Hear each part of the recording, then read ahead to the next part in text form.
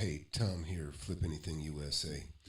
So on my blog, I share how I've made my fortune in real estate, buying property. Started at 19 years old. I've been doing it ever since. I've made tens of millions of dollars, and I started at 19, and by the time I was 28, I was a millionaire. And I had a cabinet shop. Started out like a lot of you guys, just working, just a working guy. Dropped out of high school. And today we're going to talk about this guy behind me. I don't even know his name, but he goes by the Uneducated Economist. I've seen one video of his before. Just seems like a nice guy. I think he works in a hardware store or a lumber outfit, and he has some thoughts, like a lot of people do. And it's nice to get his perspective. But I thought I'd speak to this specifically because is real estate too expensive? And everything kind of feels that way. But the shorter answer is no. You really, everybody you need to make more money.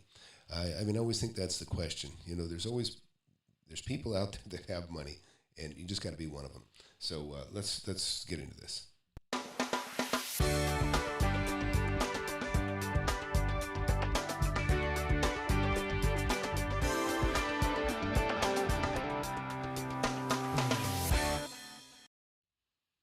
All right, so those of you just watching, I've got a book, Wake Up and Smell the Real Estate. You see it behind me here. I wrote it actually a long time ago, but I put it out to public about a year ago.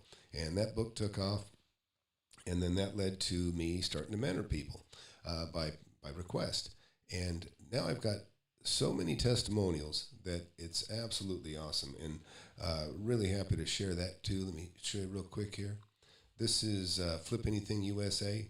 And you'll see that just in mentoring for a year, I think I got more testimonials than probably anybody showing people how to make money on the web. I've only been doing this a short time as far as mentoring goes. But you can see these videos. If you got an interest in real estate and you got an interest in because a lot of people, you just don't know. I was lucky. I found out early. I found out when I was 19 years old. And you can read the first 3 chapters of my book or listen to the first 3 chapters of my book on Audible.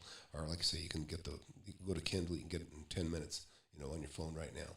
But so let's get back to this video. And I don't know this guy's name, but let's go ahead and see what he has to say. And we'll watch it. Good afternoon, everybody. Uneducated Economist here. Wanted to talk a little bit about real estate. Now, I am not much involved into the real estate market. I do sell building supplies for a living, but that's about as close as I get. Now, I did try buying a house back in 2007, and after losing my job and going underwater on the house and just pretty much not being able to make it after many, many, many years of making payments, I lost the house. I didn't go bankrupt, but basically the house foreclosed on me. And okay, so I'm going to tell you right now, this is not that uncommon of a story. He looks like he's in his 40s, early 40s. A lot of people make a mistake by paying too much for the first house. Or a lot of times, one of my students in my class, we laugh and we joke about it because he bought his he bought his second house first. In other words, the house that you would have graduated to and you would have bought, the second home you would have bought, he bought it first. So he couldn't really afford it. So he's been struggling with the payments on his first house. And then he went back and he bought his first house second. So he bought the house that he should have bought the first time when he bought the second house. And so then he moved into the first house, which cost less than the second house, and he's got the second house rented. And if you get in the class, you'll meet him too sometime. But anyways, let's keep watching. But this is really, I hate it when people get jaded from a bad ordeal, and then they never touch it again. It's kind of like getting burned in love. It's really hard to have a girlfriend soon after you get your heart broken, or your dog dies. You don't really want to get another one for the responsibility of it, because you're heartbroken over having the dog. But at the same time, it's very tough. You realize it's a big commitment. So let's keep watching. I moved out. I just left and I moved into a family home.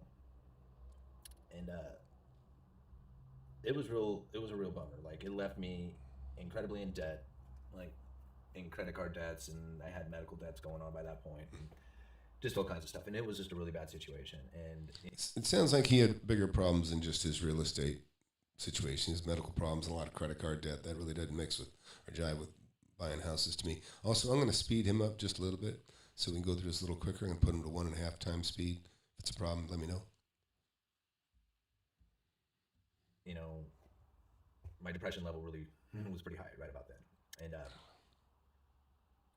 you know, the thought of like owning a home at that point was just so far gone. Like, I didn't even think that I would ever buy a house. Like, trying to deal with this foreclosure, thinking about my credit being ruined, not even knowing how it was that I was going to get out of debt or whether or not I would ever be able to buy a house. And so I just kind of wrote it off like, you're not getting one. And of course, you know, things change as time goes on, and we're out of debt now. Like, there's no debts. And I would really like to buy a house. You know, I have a 6-year-old and a 13-year-old, and we live in town, which is nice, and we live in a nice house. It's a big house. We rent it. But we really don't have a yard. And I used to have like a hobby farm. I used to raise chickens, and we had big gardens, and it was nice living out in the country. And it has been convenient living in town. And I was, you know, able to make good use of being here, you know, as far as getting out of debt and building up a bit of a savings and stuff.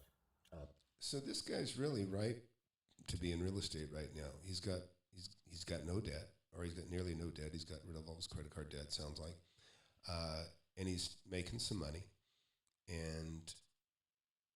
But he's asking the question. He's afraid to get in. He's afraid to get into real estate because he sees it going up.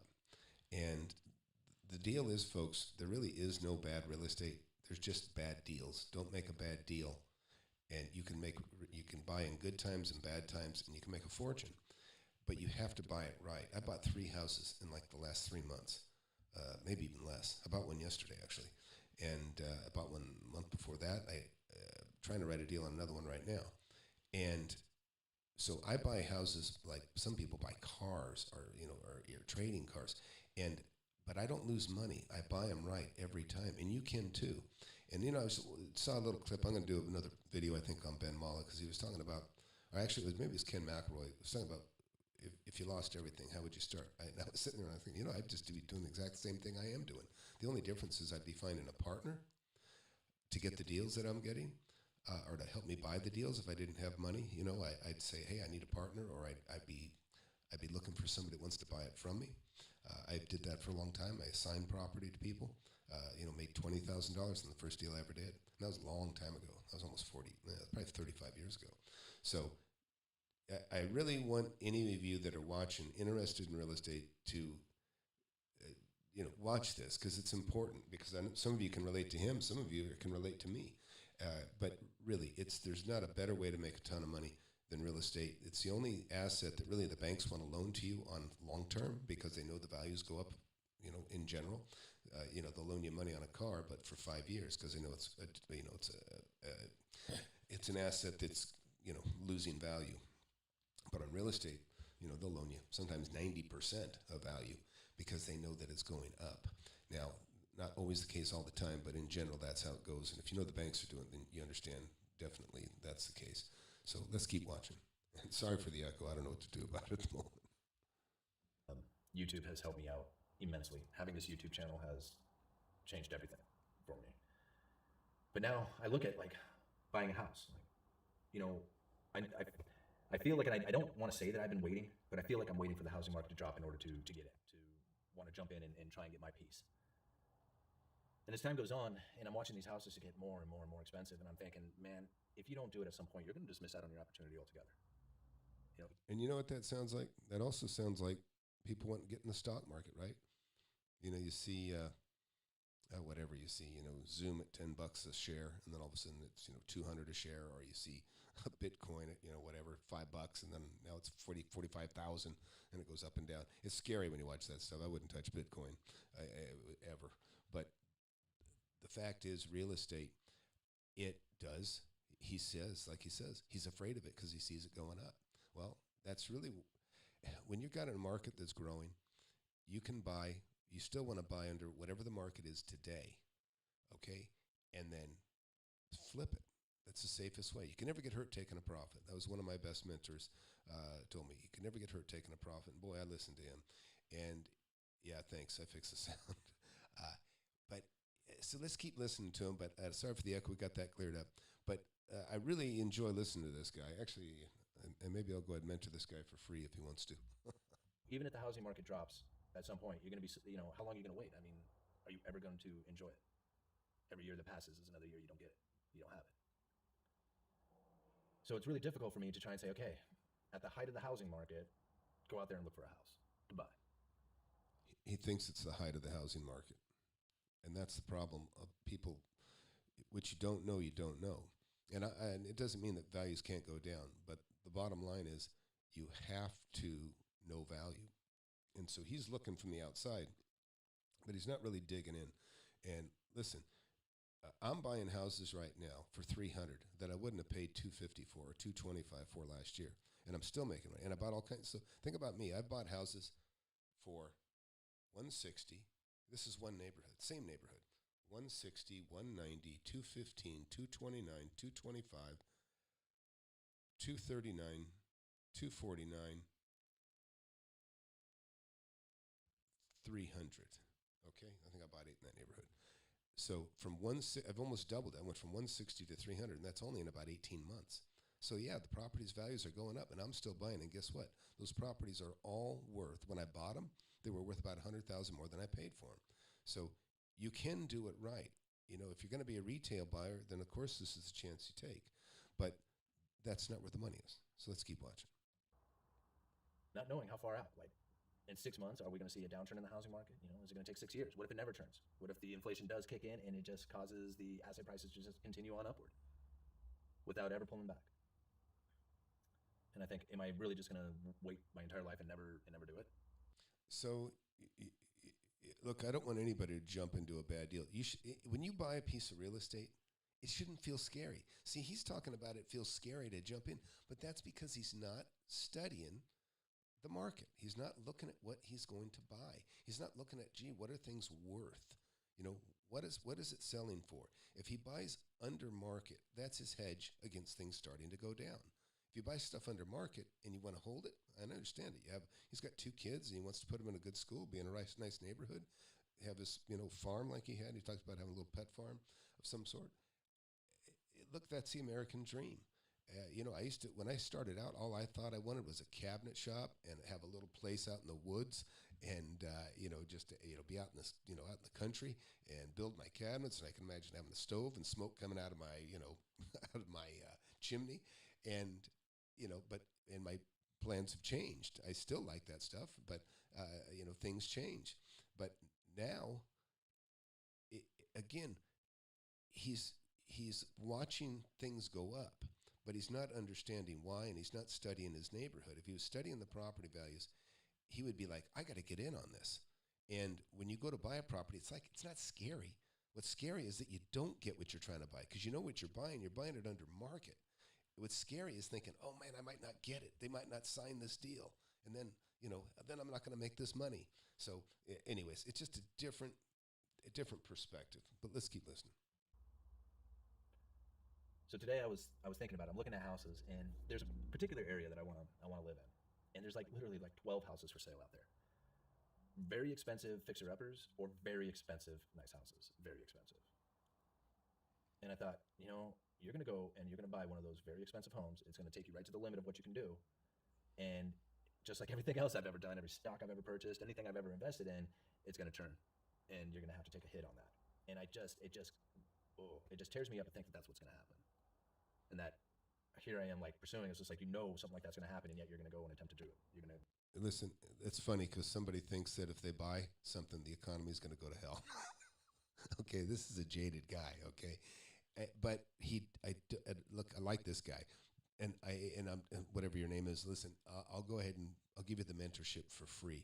Reach out to me. I'll put you in. You'll be in the greatest group of guys you've ever seen. We have a few gals in there too. Primarily, I have nothing but mostly men follow me. And anyways, and it's just great camaraderie. You can't believe this weekend, I had one of my students who's already made money before. He writes it and says, hey, Tom, I got this deal signed for 105 that he just sold, that he just bought for 80. He's making 25,000. Got another guy, he's got a property for 700,000 under market. It's probably worth 1.5. I got another guy, what's the other one? this is what's so cool. I got people all over the world now. And listen, these guys reach me too. See, I'm a real mentor. I'm there for them. I answer their questions. I walk them through the deal. I tell them what I would do if I was in their shoes. It gives them great confidence, and it's wonderful. I mean, there's probably been $1 million made between the guys that I have right now. And I don't know anybody that can boast that kind of success that's on here. And people wonder why, hey, why don't you collaborate with Chris Crone or this? I don't like Chris Crone. I don't like what Chris Crone sells. I got nothing in common with that guy. I don't want to, listen, I could collaborate with a bunch of people, but really I don't want to collaborate with people that I don't really respect as real estate people. I don't think that they know what they're doing. And I don't like what they're doing, some of them. Grant Cardone, I don't like him. I don't like what he sells. I don't think it's good for the people that he sells it to. I just don't. I think Ken McElroy's a nice enough guy. I don't know what he sells, but, he's been around a while. Anyways, I like Manny Koshman, but I don't know everything about Manny, but, I know what I got. And this is my book, by the way. And you can see it here. Here you go. You can see it there. You'll see it right here. Okay. You can get it in paperback for $20. You can get it on Kindle. You can be reading it in 5 minutes. Just get it on your Kindle, or you can go to Audible. And by the way, you can listen to the first 3 chapters for free. Just go in and listen to it for free.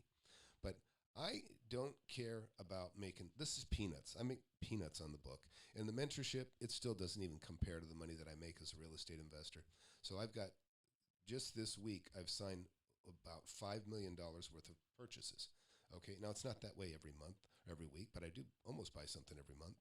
But I got a couple of houses that probably total $1 million. I got a strip center that I'm buying for about $3 million. And I'm looking at something that and I'm very cryptic about what I talk about until I have it in my hands. But I have a very national brand company, beautiful setup. If I get this thing, it's going to be one to brag about. It's really cool. But a big national brand is in this center that I'm looking at buying, and it's a sweet deal if I get it. Hopefully I get it. We'll just keep watching. You're going to go and try and buy this house. And so I got to thinking about it. I was just like, man, I wish there was just a way to hedge it. And then I thought, there is. There's stock. There's ETFs that will short the real estate market. And I thought to myself, well, what if you bought into a bunch of that ETF, into the real estate short ETFs? So you had a really big chunk of that.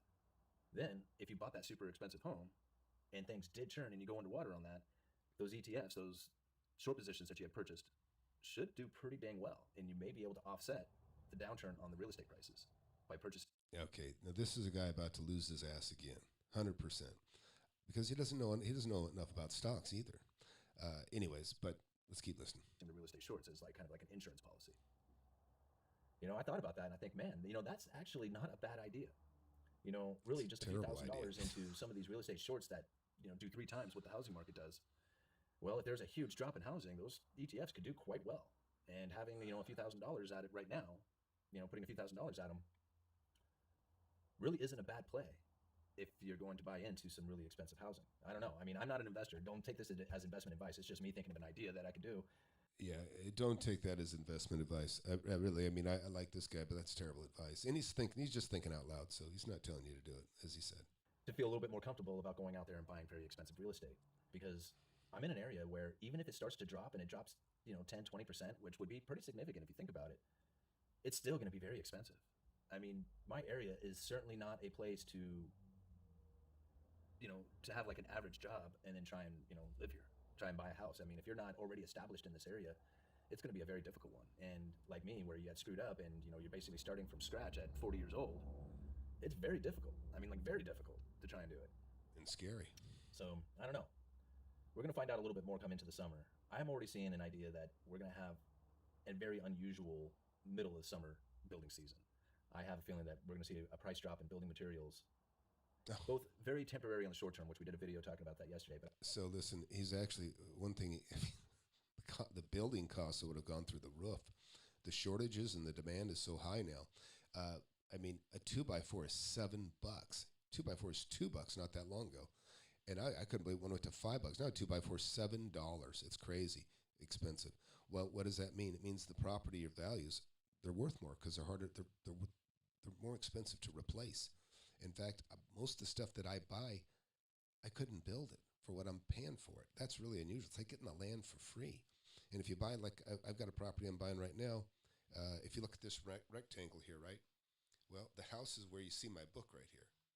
And the rest of this is all backyard, and it's on a corner. So I can cut another lot right here. I'll get $100,000 for this lot.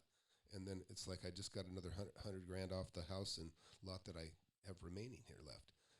That's kind of a creative thing, but I've made a lot of money on subdivisions and also on just on rezoning large properties too. But primarily, I just buy stuff existing. I buy it under market.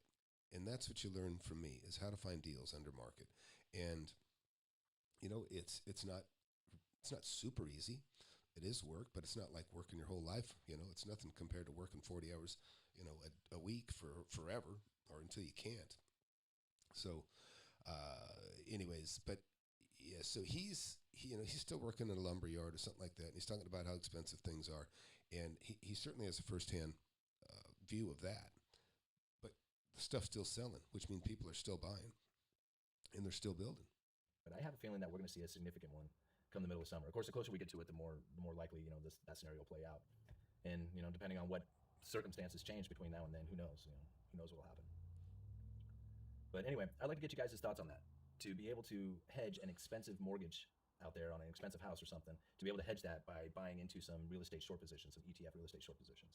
And that way, if the housing market crashes, you just cash in the ETFs and put it towards the principal of the house and bring it back above water again. I don't know, I think it's a pretty good idea myself. But you guys let me know. Uneducated Economist. All right. So I like this guy. He's got some nice thoughts. He's just generally speaking his mind, sharing his stuff. If you go to his page, he's basically said, hey, just a blue collar guy sharing my thoughts. And they're thoughts that everybody has. But to go to his question, the plan to short like his, I think it's a terrible idea, only because just the stock market's a nightmare. It's very difficult. I mean, I think you can make money. My kids trade stocks, and what they do is they do what they call, oh gosh, I can never think of the thing.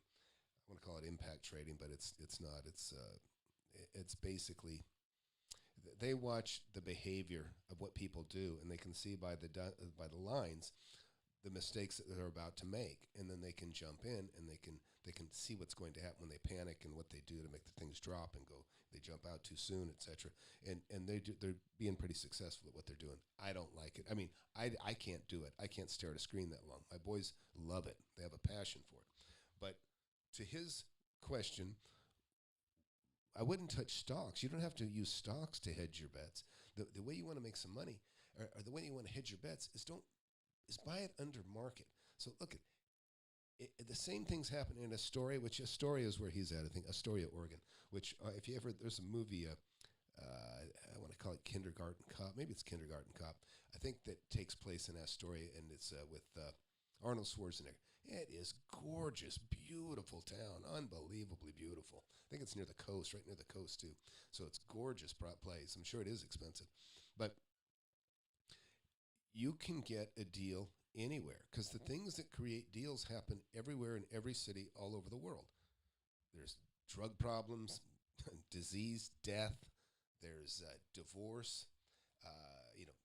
There's so many reasons why people, and they all start with D's, right? Despair. People, they make mistakes, and they divorces and like I say, divorces and death. Believe me, I've made so much money on people that piss their inheritance away, sell their properties too cheap. It's crazy.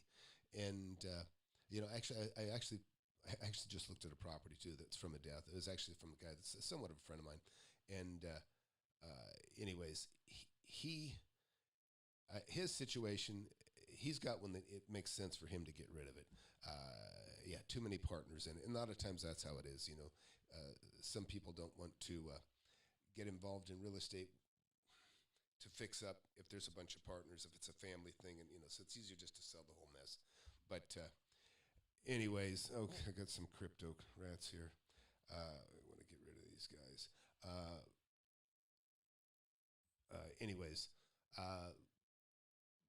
And I wouldn't touch any of this cryptocurrency. People get on my channel and start commenting about all these great crypto stuff, and gee, this guy knows what he's doing, and then 10 people thumbs up, and it's all horseshit. I wouldn't touch it.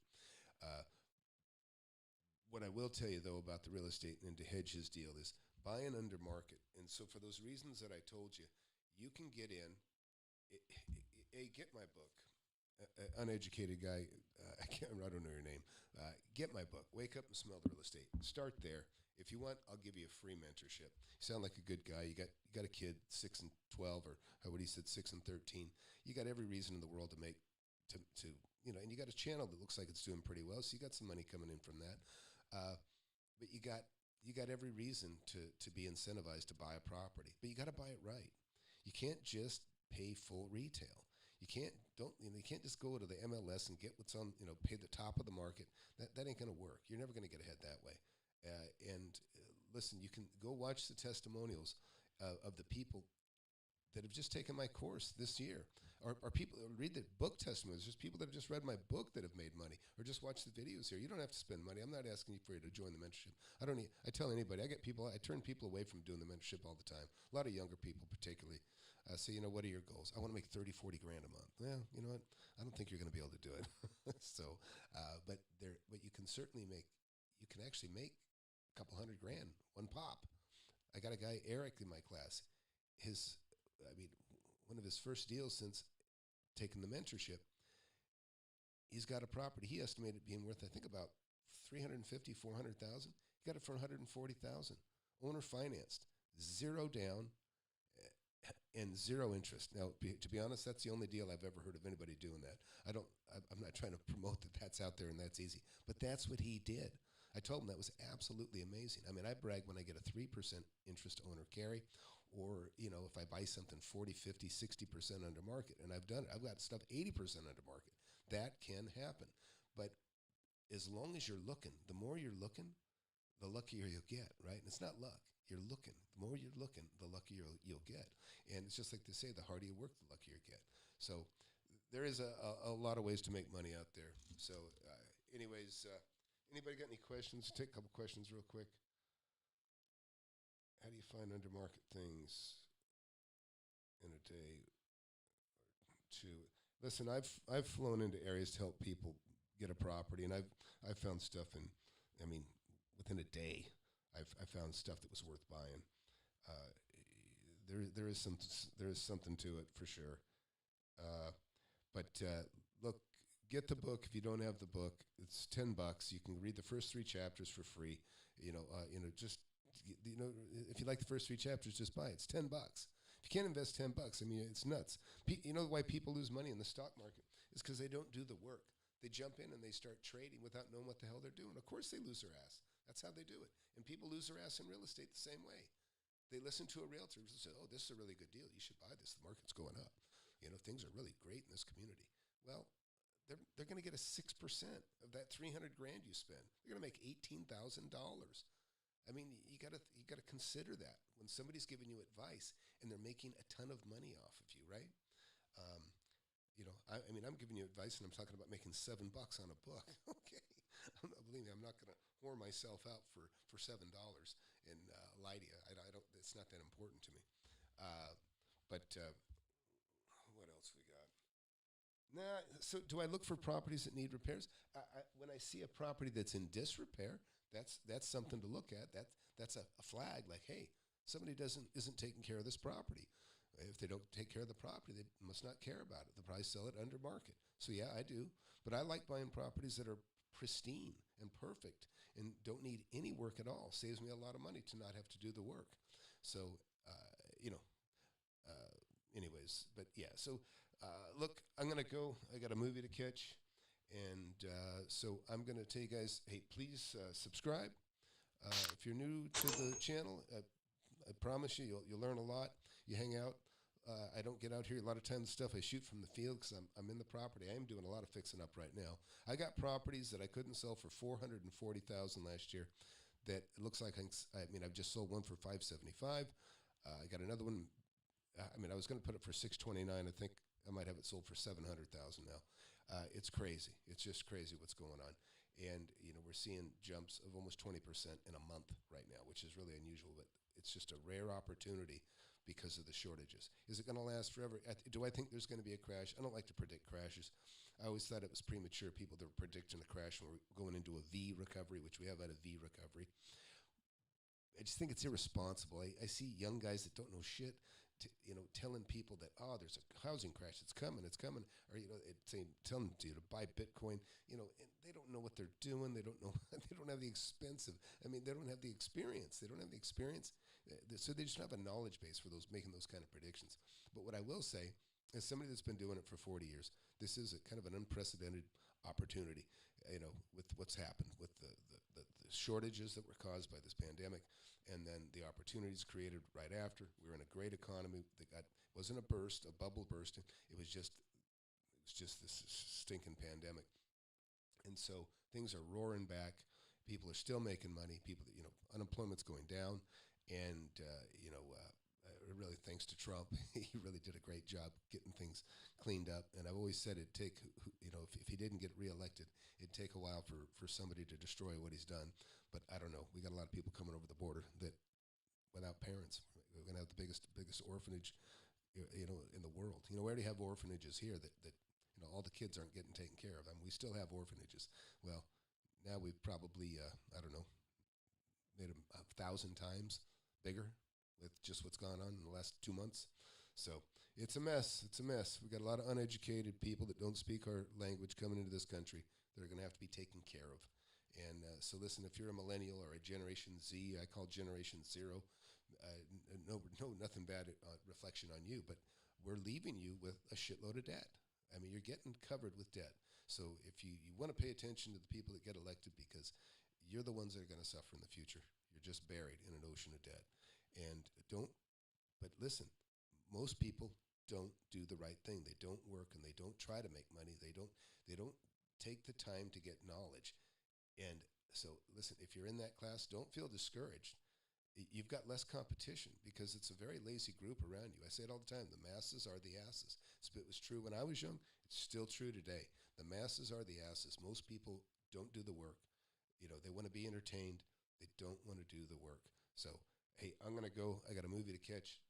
Thanks for watching, and please subscribe. And listen, we'll see you next time.